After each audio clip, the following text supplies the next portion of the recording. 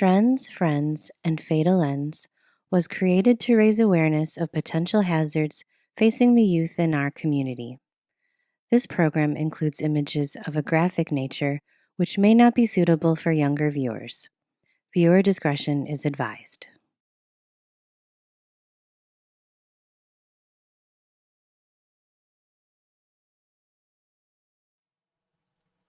Hello, and welcome to Insights with Dr. C. I'm Dr. Douglas Carpenter. My wife and I, Mary Carpenter, are the owners and operators of Insight Counseling Services in Rochester. Check out our website and look at the various therapists that we have if you're interested in seeking counseling for yourself or your family or your marriage, or if you know someone who's looking for a therapist. Check us out. The last couple of episodes, we have been talking about risky behavior in teens. I believe that this is part 3 of that series. And we're going to continue that today. We have a few more slides to talk about risky behaviors, and then we're going to move into the areas of drugs and alcohol and the current trends, friends, and fatal ends about drugs and alcohol, which are very important. Again, let me say, if you're a young person watching today, I would encourage you to not engage in any of the behaviors that I'm going to discuss. There's a lot of dangers associated with those. And the only reason I'm exposing you to those today is to educate you about the potential risk so that you can be safe. If you're a parent and are watching today, I would really encourage you to just absorb this information so that way you can educate your children or watch out for what your children may be viewing on TV or the internet or on YouTube, and what they might be talking about with their friends. So today we're going to pick up where we left off, and we're going to pick up with the choking game. This game has been around for a very long time. This isn't anything new. Unfortunately, every person that you see on the screen has died from this game. Now, this game involves someone choking you until you pass out. You don't realize the strength that is in your hands. And young people don't understand the strength that they possess. They're at a very awkward stage of development and don't understand their own strength. And we, as fellow human beings, or people not in the medical profession, don't understand how fragile your trachea, your esophagus, the various structures inside the neck can be. And so when you have someone putting force or around someone's neck or constricting that, it can lead to all kinds of medical problems, but it's easy to suffocate or to cause some kind of obstruction in a person's throat, and then they end up dying. So this is a very dangerous game. Also, even if it doesn't lead to death, oxygen deprivation can lead to various forms of brain injury, traumatic brain injury, from not having oxygenated blood flowing through your brain. That can lead to additional cognitive, which is kind of thinking, problems. So this is a very dangerous game. Do not involve yourself in the choking game. All right, now this one might sound a little fun. It originated out of England. They use Facebook or some other kind of social media, and a young person will use Google Maps or some kind of search where they will zoom down and find a person's house in a geographical area that has a pool. And then they will post that there is going to be a pool crash at such and such address at such and such time. And so then it's kind of like a flash mob. All these people will show up at this address at this time and then jump in the pool. Well, sounds fun, sounds funny. However, let me remind you that trespassing is against the law. This is someone's private property, and you have not been invited to participate or partake in their pool. So you have to be very careful about being involved in this kind of behavior because you are trespassing. So let's not do that either. All right, the next thing. Hopefully this is kind of passing, but fad biting was in for a while. And some of this came about from the Twilight movies because the vampires were so popular at that point. And then there were a host of TV shows about vampires. There were people that appeared on other TV shows like The Bachelor. Some of these TV shows where people can be a little extravagant and exuberant in how they express themselves. And so this girl came on with teeth that looked like fangs. And I actually saw this in my office where young people were actually into biting one another as a form of expression or a form of love or care for one another. I haven't seen this so much recently. I think it's starting to die out. But let's just remember that causing harm to another individual is not a way to express love or feelings of care and concern. That needs to be done through affection, not pain. So hopefully this is kind of moving out of the time where we've seen this come about. This is a little disturbing too. Naturally, this is a game that boys do, and it's called the tapping game or the sack tapping. And what boys will do is they will hit each other in the scrotum. And especially they will do it if somebody's kind of not paying attention. A boy may walk up from behind and slap or punch or hit them in their groin area. This has caused numerous injuries to the scrotum, to the testicles, ruptures, tears. The movie, as you can see here from the logo, they somewhat made this popular. They've done this a lot in their movies. If you look here, doctors, urologists, who are people who attend to that part of the body, in a research study, they were asked, have you seen any sack tapping injuries from teen boys hitting, kicking testicles in the past year? 70% no, but there were 30% of urologists who were in the study who had treated a young boy who had an injury from this game. Boys, let me tell you, this does not feel good. You know how it feels to be hit in that area of your body. It is dangerous to hit another boy in that part of their body with force or to cause injury like this. There have been boys who have had to have testicles removed from hitting one another like this. This is no joke. This is no game. This is very serious. I would encourage you not to play around in this manner, not to hit each other in that part of your body. That's a very sensitive area. It's designed to be protected, not harmed. All right. Now, this may be something very new to most of you. This is called, it goes by a couple of different names: eye dosing, digital drugs, or sonic drugs. So basically what happens, it's a binaural experience. You buy downloads on the internet. That download plays two different tones on two different frequencies in each ear. So you'll have headphones on or earbuds. In one ear, you'll be hearing one frequency. The other ear, you'll hear a different frequency.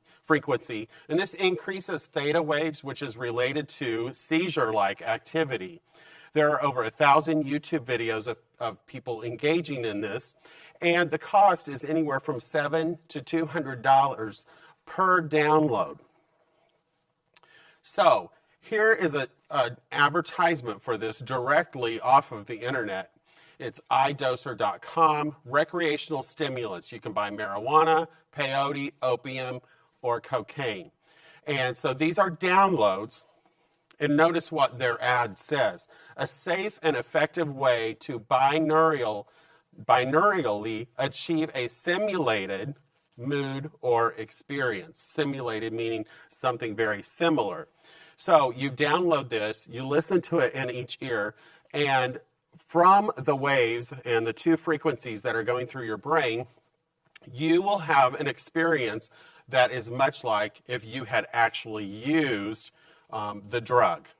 Now, okay, you might be saying to yourself, well, this sounds like a safe way to experience this.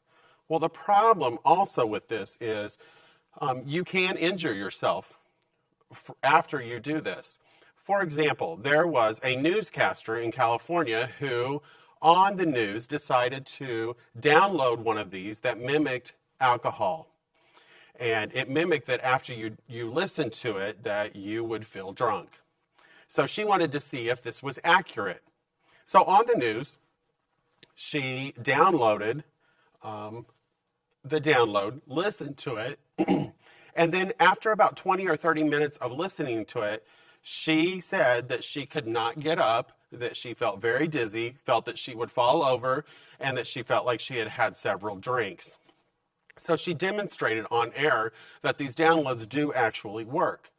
Now, so think about if she would have gotten up, she could have fallen. In fact, is a lot of alcohol-related emergency room visits are not strictly about the alcohol, but it's about falls and head injuries from falls when people have been drinking. Another problem with this is, okay, so say you try the cocaine download and you like the way this feels. Young people are then more susceptible to going out and actually trying cocaine because, oh, I know it'll be safe now. I know what I'm going to feel like. Well, that's not actually the case. You don't know what's in that substance or how your body's going to actually react to a substance once you ingest it. And so you also don't want to do these because you don't want to open yourself up to that possibility of, oh, I like that feeling, and so I'm going to go actually buy heroin or cocaine and engage in this behavior. Here are just some Google images of various people listening to these and having some kind of sensory, perceptual change and experience from listening to these binaural frequencies. So parents, please be aware of what your children are downloading. I would suggest that you have your phones, your computers somehow linked together to where, as a parent, you know anything that's downloaded. I know in our home, my wife kind of tracks this. Anything that's downloaded to a phone or a computer by anyone in the house, whether there's a cost to it or not, goes to her phone, alerts her, and lets her know that someone has downloaded something. So that way we can track what's going on. As a parent, I would suggest that you do the same thing. Not so we can control our children, but it's our job to keep our children safe. All right, now we're going to move into the area of drugs and alcohol.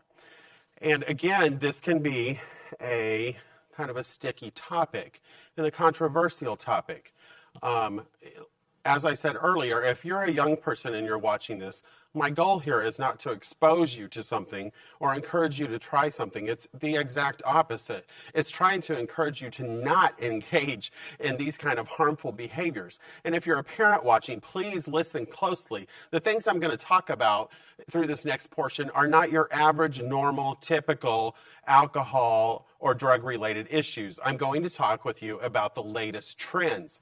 Now, alcohol has changed in many ways. It's not just kids are going to a party and drinking alcohol anymore. Kids are finding various ways to ingest alcohol that is more problematic than it has been in the past. So, just to show you a few of these, tampons can be soaked in something such as vodka and then inserted into the vagina or the rectum. Places where the blood vessels are much thinner to the skin and have a quicker absorption rate and a higher absorption rate. So your blood alcohol content, your BAC, reaches a level that's high or you would be considered drunk quicker than if you were ingesting it and your body was trying to metabolize it and absorb it. Another way can be called something called booty shooting. This is where they find some kind of funnel type device like a beer bong or something, and they insert it anally and then pour the alcohol into the funnel, and then it flows inside the rectum, which again, the blood vessels there are very close to the top and the absorption rate is much quicker. Now, the problem here is you do not know exactly how much your body is absorbing And so this can be very dangerous and lead to alcohol poisoning very easy. Another thing is there are little devices and people pouring alcohol into their eyelids and the lower parts of their eyes because, again, the blood vessels there are much closer to the top and the absorption rate is much higher. I'm assuming that that would burn severely. So I would suggest that you not try that. Some other ways that alcohol can be hidden is in something called like gasolina. These appear to be like Capri Sun packages. So notice the bright colors of the packaging and some of the names. Sea Breeze, just some fun other names, Sangria, which, is a combination of wines, but in a flavor. But these are pouches, basically alcohol pouches that are colorful. A parent may not realize that what you're drinking has an alcohol content to it. They may think you have like a Capri Sun or you just have some kind of fruit drink. Well, parents, please be careful. These are labeled Party in a Pouch, and they're made by a company called Gasolina. And I think these are becoming more popular, and there are more brands of these out now. And you can find them in your grocery store. A couple of other things that you need to be aware of. These are boozed gummy bears.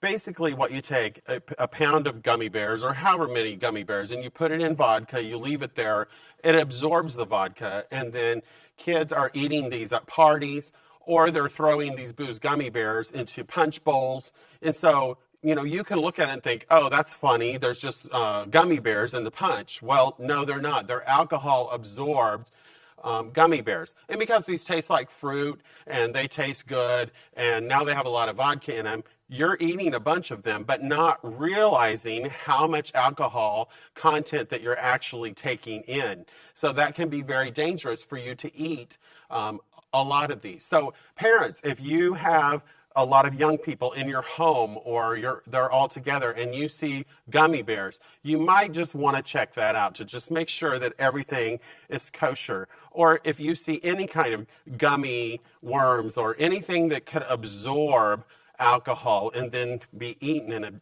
ingested, you want to watch out for that. Just make sure that you know and you're aware of what your kids are eating when they're all together or they're in the basement with all their friends. Just be conscious of what they're doing. Another thing that is happening now is smoking alcohol. Now, you may think, well, how on earth can you smoke alcohol? Well, one way you can do this is to take dry ice and put it in the bottom of a container. Then you pour the alcohol into the container. That then it's vaporized. So it creates a vapor. You then can breathe it in through your nose. You can breathe it in through your mouth. Some people will put something around here, such as a bag, so that way all the vapors go into the bag and so they can breathe it all in. Now, there are a couple of problems with this. Number one, it's a gas. It passes your blood-brain barrier very quickly. It goes directly into your lungs. The rate of absorption is much higher than if you were drinking.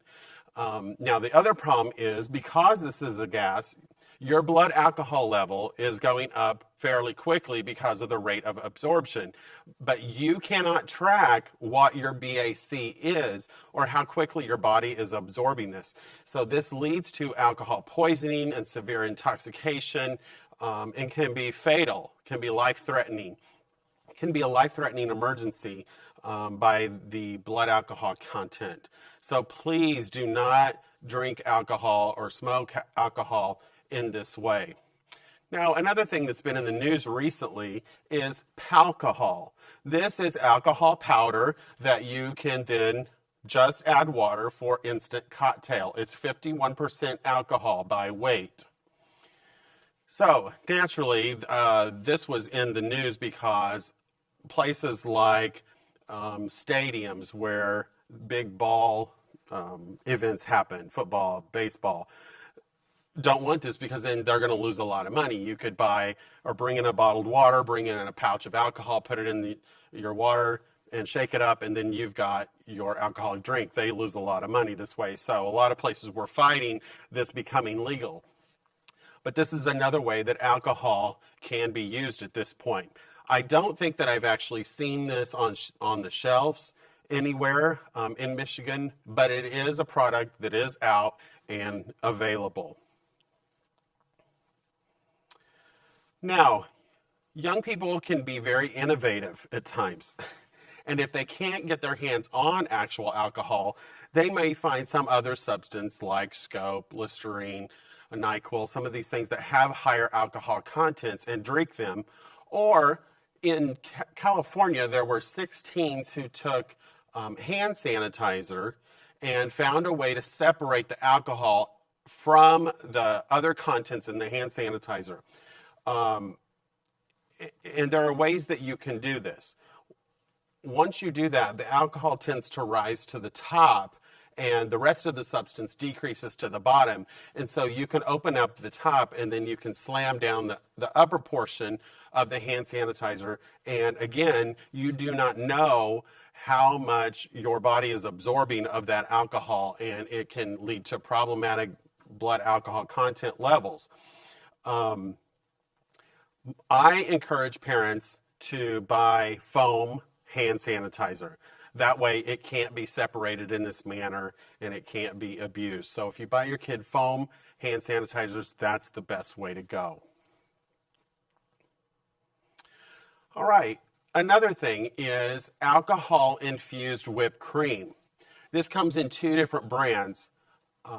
It can be called Cream and Whipped Lightning. So here's the Cream brand, here's the Whipped Lightning. This is actually considered a food product, not an alcohol beverage, because it is whipped cream. Many places use it, or it's available, like you can put it on coffee or anything that you might put whipped cream on top of as an added flavor and added alcohol content. In college, Jello shots tend to be kind of a popular thing. So, Jello is mixed with alcohol, then it solidifies into Jello. But then people are adding the whipped cream on top of those Jello shots, even increasing the alcohol content even higher than it was when it was just a Jello shot. So again, there's a problem here with these things taste fruity, they taste good. There's all these different brands, cherry, vanilla, cinnamon, chocolate. So you tend to eat more. And so therefore you're ingesting more alcohol, and you may not be able to track how much alcohol you're actually ingesting and intaking. So this is a problem. All right. Another product, this is very dangerous, Four Loko. These products look like energy drinks. So notice the cans. They're very bright colored. They're very attractive. They don't look really any different than some juice cans or some tea cans. But what they are, they're actually an energy drink that's infused with alcohol. So a lot of times people will refer to these as blackout in a can, because what happens is from the alcohol in it causes you to go into a blackout, but the caffeine and all the other products that are the energy portion of it is still giving you a high content and level of energy. So now you have somebody who's drank enough alcohol to be in a blackout, but they don't pass out. They don't, their mind just kind of alters, but they stay active, but they're not in awareness. So many kids have gotten themselves into a lot of harmful situations by this blackout in a can.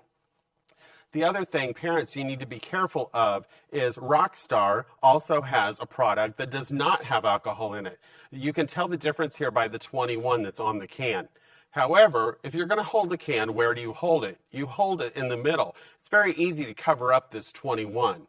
Now, the government made them change this and put the 21 much bigger on the can. It used to be at the top and was written very small. This drink is 6% alcohol per volume.